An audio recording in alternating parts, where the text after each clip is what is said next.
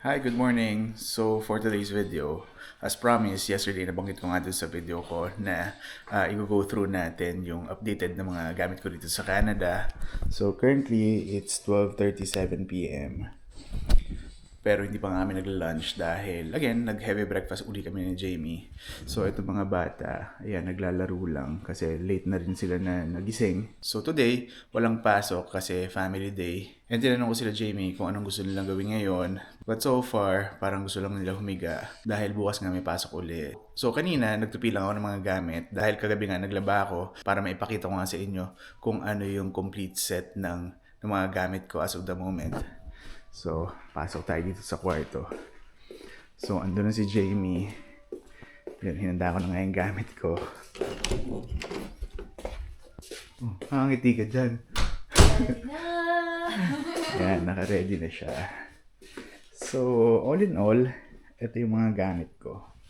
Diba, kasya na siya sa isang sa isang small luggage. Ikaw ba? Gusto mo makita yung gamit mo? Oh, pakita mo kung gaano kadami. Confident naman ako kasi wala naman masyadong bago sa akin. Walang bago. Oo, madami yung gamit ko, pero galing pa yun sa Pilipinas. Diba? Okay. Pero kahapon lang, galing tayo sa Vaughan Mills. Gusto mo bumili na naman ng jeans mo. Oo, kasi yung jeans ko ngayon dito, masikip na siya sa akin kasi nag-shrink na siya. So, isang pirasong jeans lang talaga yung ginagamit ko. Isa lang ba yun? Yung binili mo. Yung Calvin Klein. Okay. Yun, hindi mo kasi alam dahil nga nakikita mo ang dami-dami kong gamit. And tama rin naman yung sinabi mo sa akin kahapon kasi once a week lang naman tayo lumalabas. Tapos most of the days in the week, nasa office naman. So mas kailangan ko ng pang-office na damit kaysa sa casual. Yeah. So, eto. Tutulungan lang ako ni Jamie na i-go through itong mga gamit ko. So, first of all, eto yung most of the time na ginagamit ko. Kasi ito yung pinapapasok ko sa trabaho. Kasi before nga, di ba nung dumating si Francine, nagpadala ako rito ng siguro mga 5 or 6 pairs of na polo shirt. Kasi yun nga yung ginagamit ko sa trabaho. Kasi during that time, mainit pa. Pero ngayon, since lumamig na, so parang na-feel ko na kailangan ko ng mas warm na damit na isusuot sa office. So, eto siya. So, na-accumulate ko siya itong taglamig, itong winter season. Pero, parang I think most of this, saan ko binili? Sa Uniqlo? Hindi, sa Costco. Oo, puro Costco to. Kasi ito, first of all, ito. Costco yan. Sa Costco to. Nabili ko ata to. Medium size. Nabili ko to $15 kasi during that time, naka-sale siya. Pero yung original price niya, parang nasa around 20. 29 ba? Hindi, 20 lang. Okay. Yun. So, ito, 1. And then, ito, nabili ko siya sa, CK. So, nabili ko siya, ito naman, pinakita ko sa yung receipt, $17. Pero kasi, kaya siya naging $17 kasi may na-accumulate din ako na points. Dahil yun nga yung, ako, personally, yun yung favorite ko na pagbilhan ng mga jeans. Pati si Jamie, doon din siya bibili ng jeans. And then, ito, third, Costco to. ito, bench na nabili ko rin sa Costco. Parang Less I than think, 20 yan for sure. Hindi, parang mga 25 ata. Memorize mo? Grabe ka, no? Memorize mo. Hindi, pero rough estimate lang naman. Pero definitely, wala kasi nga abot ng $30 doon. This Tapos, one is ito, pang Costco fourth, din. Costco din. Ito, anong brand to? Frank and Oak. Frank and Oak. So, sa Costco ko rin siya binili. So, ito, yan, 4 lang siya. Bakit siya 4? Kasi Monday to Thursday, yan yung sinusuot ko. Kapag Friday kasi, naka-dress down kami. So, pwede kami mag-casual clothes. So, ang sinusuot ko, naka-jeans lang ako. And then, either t-shirt na pinapatungan ko ng jacket. Or, actually, ito. Minsan sinusuot ko to. Ito, color black. Bigay yan sa'yo. Ito, bigay naman sa akin to ni Uncle Mel nung Christmas. Yes. So, yun. So, 5 siya. Ay, ba? And then, ba kita? Ito, jacket na nabili ko dun sa Marks. Gusto ko siya kasi parang before, naghahanap ako ng jacket na pang fall or pang spring. So, Denver. Ito, Denver Haze. Kasi may fleece siya sa loob. So, kapag lumalabas kami, kapag weekends, Siguro minsan, naka-t-shirt lang ako. And then, nakapatong lang yan. Hooded jacket siya. Yeah, hoodie siya. Ito, And then, ito, Uniqlo. Ito naman yung sinasabi ko before na nung papalamig na, nung time na ang damit ko pa lang is yung mga polo shirts nga na pinabili ko kay Francine sa Pilipinas. And yung iba nga, nagsishrink na siya. So, yan yung ginagawa kong workaround. So, pinapatungan ko na lang ng jacket. Tapos siguro, zip up ko siya in the middle para hindi halata na, ano kasi, parang nabibitin na. Yan. So, ito may naman. 2 years na to, no? May 2 years na ata yan. Binili ko yan sa Columbia, sa Toronto Premium Outlet. And during that time, nakasale din siya. Nasa $20 na lang ata eh. Kasi halos patapos na yung winter season during that time. Okay. Next. So, tapos na tayo sa jacket and sweaters and Dadamit. Siguro ang kulang lang dito kasi nakatago winter siya. jacket. Yung mga polo shirts nga na sinasabi ko. Kasi andun siya nakatago para For ilalabas ko next siya. season. For next season. Para sa next season. Yeah. Yun. So all in all, ito, yung mga pinapapasok ko sa trabaho, parang 4 lang talaga siya. The reason behind is, ano ba? Hindi pa kasi tayo PR. So, hindi ka Yeah. rin naman talaga mag-i-invest into things na alam naman natin just in case mapabalik tayo sa Pilipinas. Kasi Hindi ito, mo siya magagamit sa hindi ko kasi Pilipinas. magagamit to eh. Like Punta tayo ito, ng may bago. mga fleece kasi sa loob. Sobrang even. Well, actually, itong tatlo may fleece. Itong isa lang yung wala.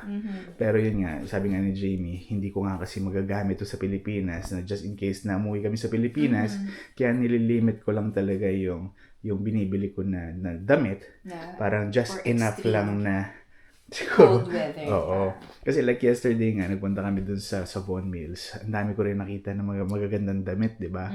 Pero every time pag pumunta ko sa sabi sa'yo, ano yan, yung mga purchase na pang PR yan. Yes. Kasi magaganda siya, but of course, hindi rin siya ganun kamura.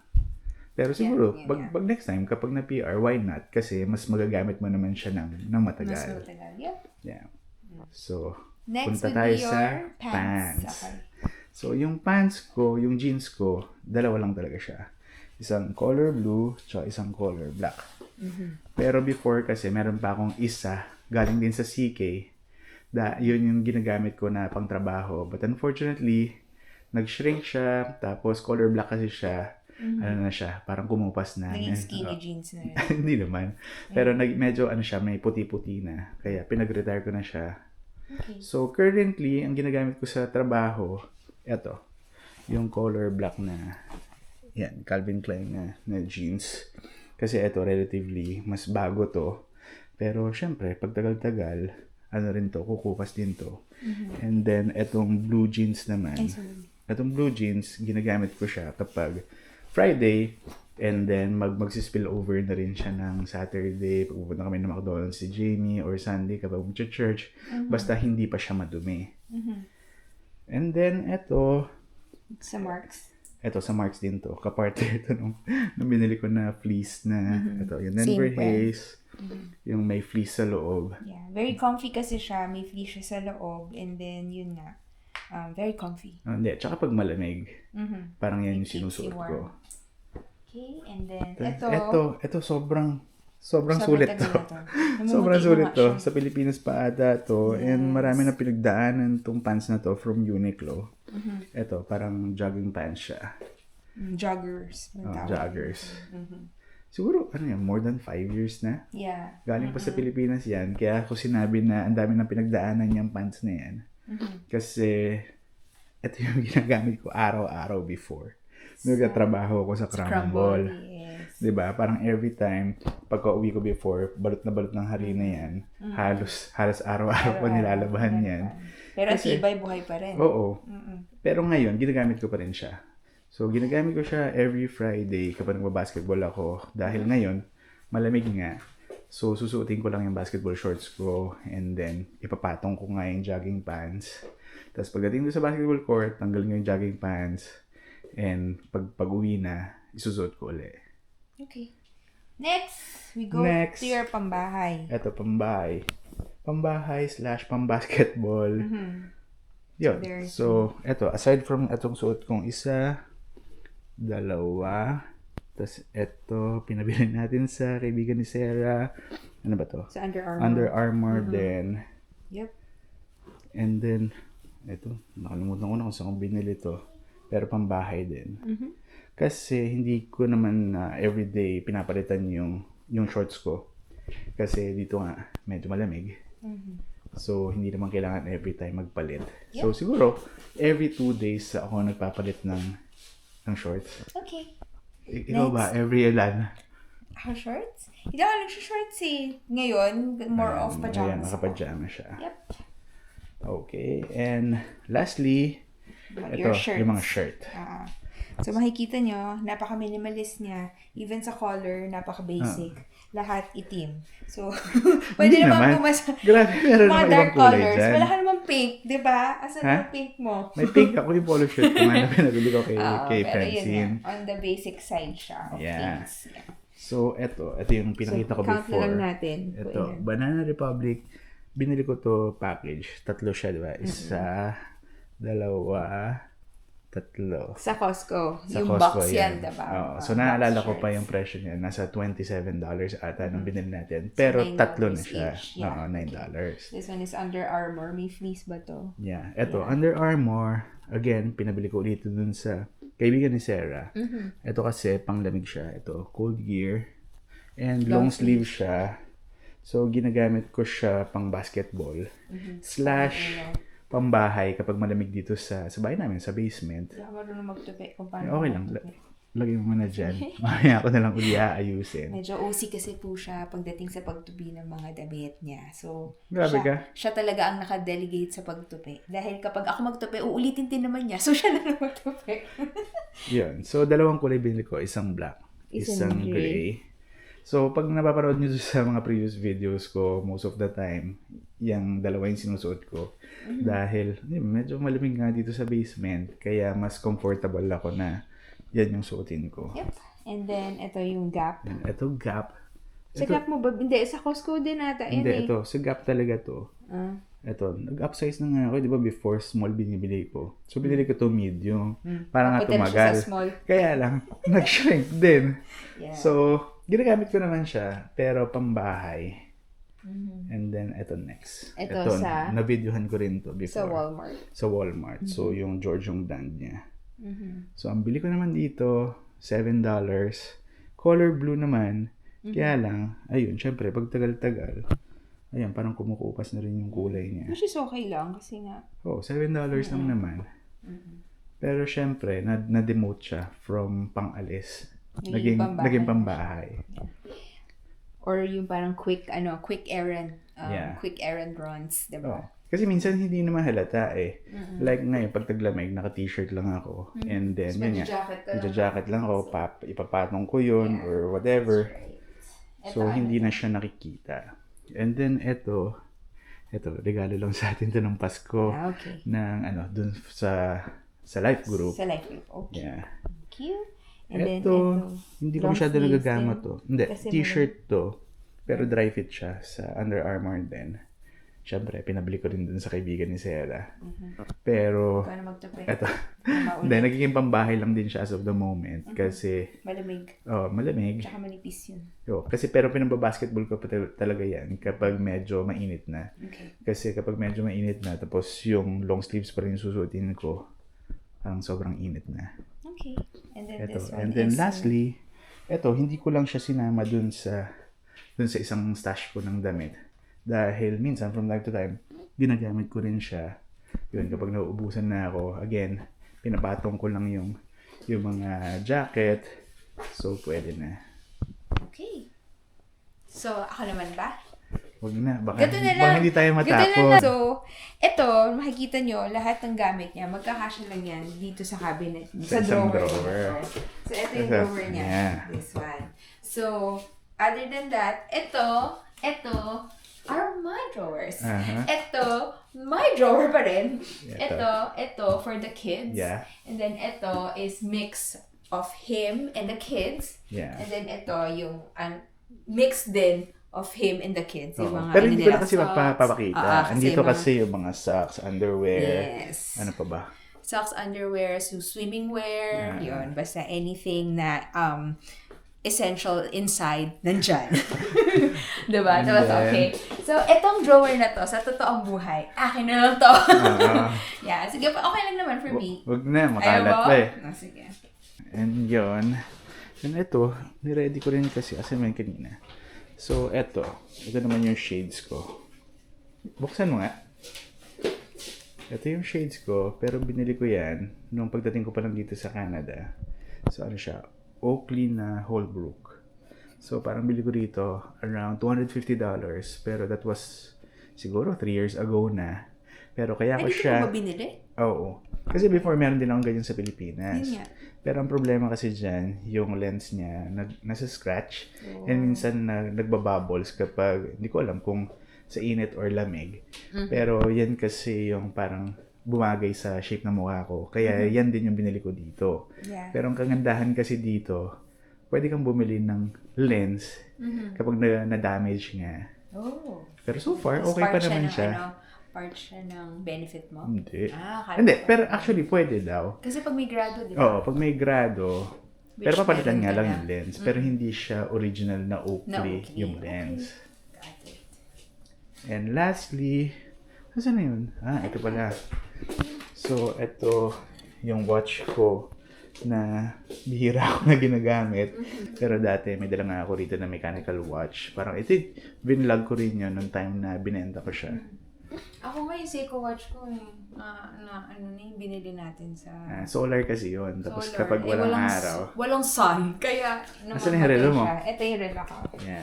Alam mo, madami na bumabati dito sa relo ko. Akala nila napaka-pricey. Oh, hindi, kasi ito, Kasi sa totoong buhay. Samsung to. Oo, Binili ko to binili. kay Jamie dito. Yes. Pero itong Yung casing pinaglalagay ko, mo dito. Shein lang to. Shein siya. So, pinabili ko to galing pa sa Pilipinas. So, alam niyo na yung price nito. Mura lang talaga siya. Yan. And then, syempre, itong eyeglasses. And ito yung pabango na, ito, paubos na. Yan. So, Didepend ayun, daw niya nakikita yung nyo. sarili niya. Oo nga. Hindi, nakikita nyo kasi ang konti lang ng gamit niya, di ba? Tapos yung gamit ko, ang dami-dami. Pero yun naman din, as I mentioned kanina, hindi kasi ako particular when it comes to my clothes. So, okay lang sa akin na kahit na luma na siya. Kasi yung mga damit ko na nandito is, dala ko pa siya from the Philippines. Even yung mga warmers ko, Uniqlo siya, pero yun yung ginagamit ko. From the Philippines pa yun. From the time na nag-travel tayo papunta sa Japan noon, diba? Yun din yung gamit ko. And then, na-accumulate lang din yung mga gamit ko kasi I am very blessed to have friends na nagbibigay sa akin ng mga damit din. Like sila Tita Ellie, sila ma'am, tsaka sila So, those are din. Nag-accumulate din kasi marami silang binigay sa akin ng mga damit that I can use sa office. And yun nga, sa nakikita nyo rin naman, yung personality ng asawa ko is totally opposite sa personality ko. Ako, I love colors, I love different designs sa mga damit. Mahilig ako sa mga florals, mga stripes and all. Pero yung asawa ko, nakikita niya napaka-basic. So, ang gusto niya lang are, plain colored shirts. Yun nga, para kasi minimalist kasi talaga siya. So, gusto niya, mabilis lang lahat. So, every time after niya mag-shower, kung magbibihis siya, pull out lang niya. But ako, ang dami kong oras na nilalaan for me to think about kung ano yung imimix and match ko. Yun, parts of being a girl, I think. Right? Ma-defend lang yung sarili sa dami ng gamit. Yun lang. Dito naman tayo sa labas. Yun, so hinanda ko na rin yung mga sapatos ko. So, eto siya. Yan.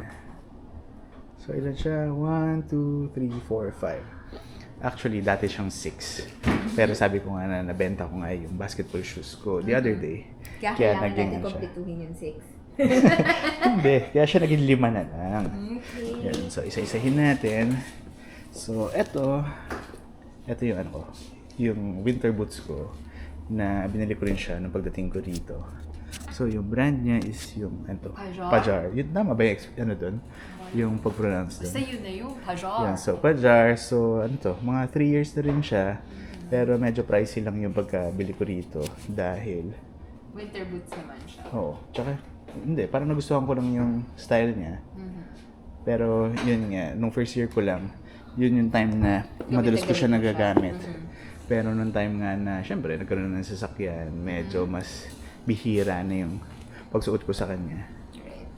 And then second, ito yung ginagamit ko naman sa trabaho. So, from Monday to Thursday, ito rin yung suot ko, except for kapag nag-snow ng malakas. Kasi, yun nga, malamig siya sa paa. Pero kaya gusto ko kasi ito dahil yun, sobrang lambot niya sa paa.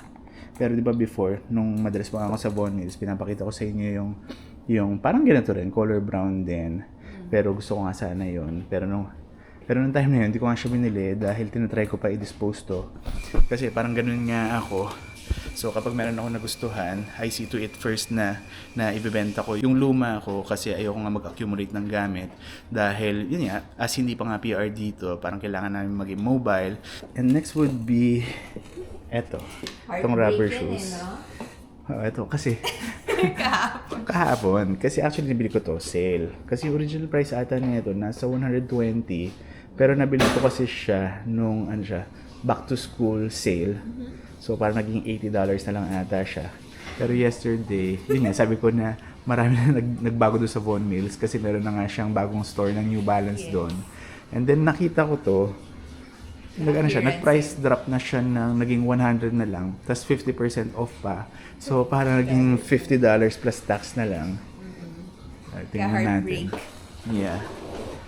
And next would be itong white shoes ko. Kasi dun sa first ever video ko nga, well, I think second yun, parang nabanggit ko nga na gusto ko rin talaga na every time meron akong white shoes. Kasi yun, parang very versatile siya na kapag mag jeans ka, kahit na anong color ng pants mo, pwede mo siya isuot. Pero before kasi, yung binili ko is yung Stan Smith ng Adidas. Masakit yun. Pero medyo yun nga, exactly, yun yung sasabihin ko na maano kasi siya, masakit siya sa paa kapag matagal mo siyang suot. So eto, malambot. Nakasale ko rin siya na nabili before. Parang naka 20% off ata siya. So, may proof pa. Magkano binili? 87 siya originally. Less Tapos, $21. So, yan. So, 65 plus tax. So, naging 73. Ito. And lastly, etong black na rubber shoes. Kasi, kaya naman ako meron ganito. Kapag meron kaming lakad na, yun, yung mahabang lakaran, yung malalaspag talaga yung sapatos mo. So, ito yung ginagamit ko. Kasi, black, para hindi siya mabilis madumihan. So, ito, nabili ko siya ng $120. Pero nabili ko nga siya dun sa Adidas sa may Heartland, sa outlet store. So, 50% off siya.